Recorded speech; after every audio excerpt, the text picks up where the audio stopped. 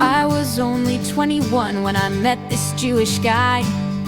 He was short, fat, and hairy, his humor was rather dry. He took me to the south of France in his little caravanette. Thought I'd make out I was a lesbian, so that his behavior I wouldn't need to correct. As we toddled on our journey up through the French Alps, we stopped to refuel with petrol. That's when I started to have some doubts. He filled up with gas oil, which was diesel in French, 'cause petrol was named essence. Now came the strange stench. As we reached the top of the mountain, the engine chugged and proceeding to splatter. Between our seats it started banging. He said, "Pay no attention, that doesn't matter." He said, "I have only just fixed that before we started out." I asked, "But why does it smell like a taxi?" He replied, "I'm sure that's really not." In the middle of nowhere we came to a halt. He had no idea he'd filled with diesel, and that's what lay behind the fault. We got out the breakdown triangle and stuck it a couple of yards down the lane. I was desperate for the ladies, and it had just began to rain. I scrambled down the mountainside to find a place to pee. A local on a bicycle stopped at the van to lend a hand. However, all Maurice could communicate was "qui." All standing around together, searching through the phrase book. He stood there scratching his head for a while, then said, "I'd better take a look." He pinched his nose and pointed to the petrol tank, exclaimed, "You've put in gas oil, that's why the van stank." With his peak cap and string of onions, he cycled off down the lane. As we watched him vanish into the distance, we said we'd be lucky to see him again. Time slowly passed as we sat there, wondering what to do for the best. Suddenly the camper was being hauled up high. Must have been at the Onion Man's request. Not a word was exchanged between us. We were just towed right away to get the diesel all drained out, plus a fortune Maurice had to pay. We were now back on our journey, and it was lashing down with rain. Then the windscreen wiper just dropped off. Couldn't see out of the window pane. So we backed up to see if we could find it, hoping it wasn't mangled on the way. Maurice said, "I don't know how that happened. I fixed that the other day."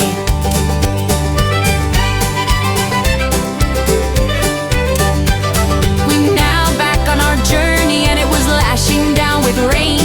Then the windscreen wiper just dropped off.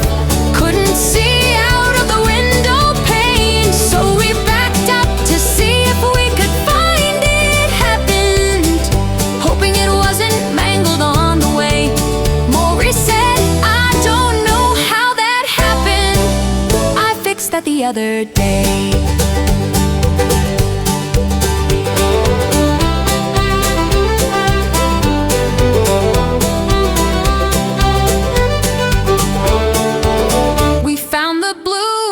Wiper and stuck it on with some glue. I said, "I hope nothing else is gonna go wrong."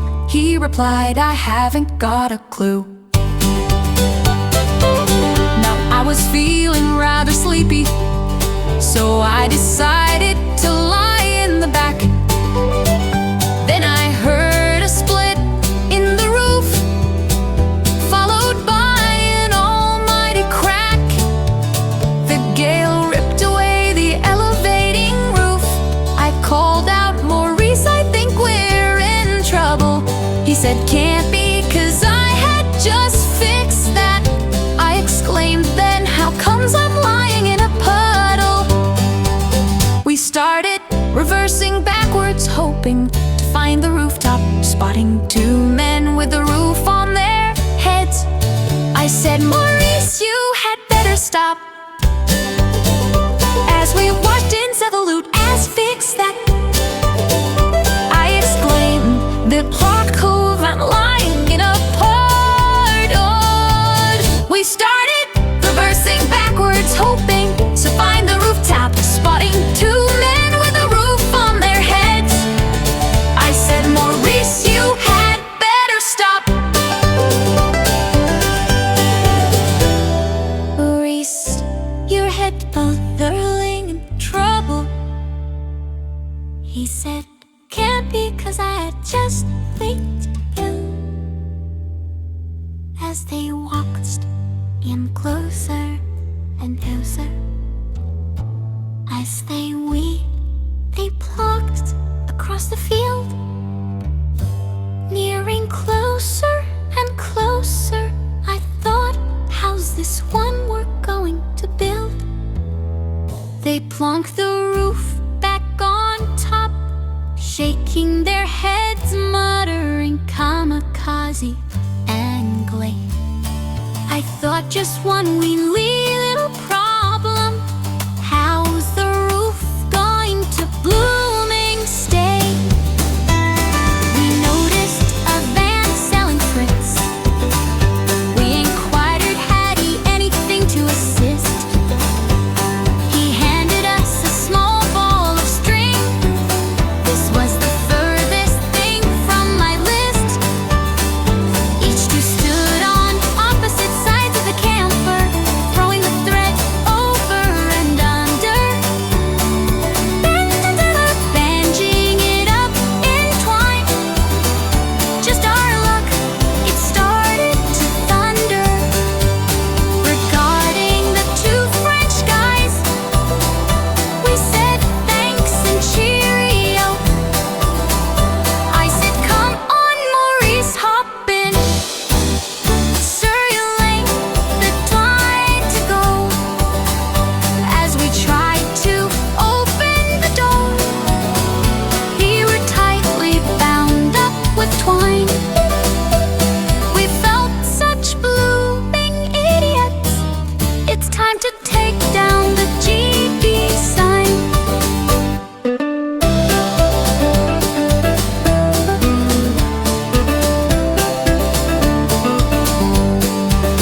We tucked and went home, and with a tightly bound string, we canvassed up in the back doors and clambered over everything. That was one hell of a holiday, one I would never forget. You should have seen their faces at customs. It was one of great regret. Customs waved us on, wouldn't touch us with a barge pole. Maurice said, at least nothing else can go wrong. But I had a strange feeling deep in my soul. Between our two seats, the engine set ablaze, leaping from the vehicle, causing tailbacks and delays.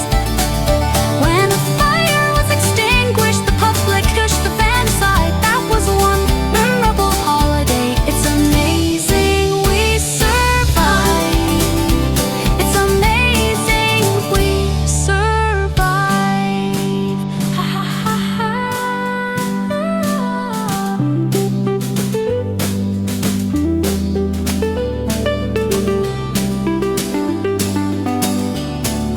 Maurice fixed up the camper van, sold it to an old couple that were married for 50 years.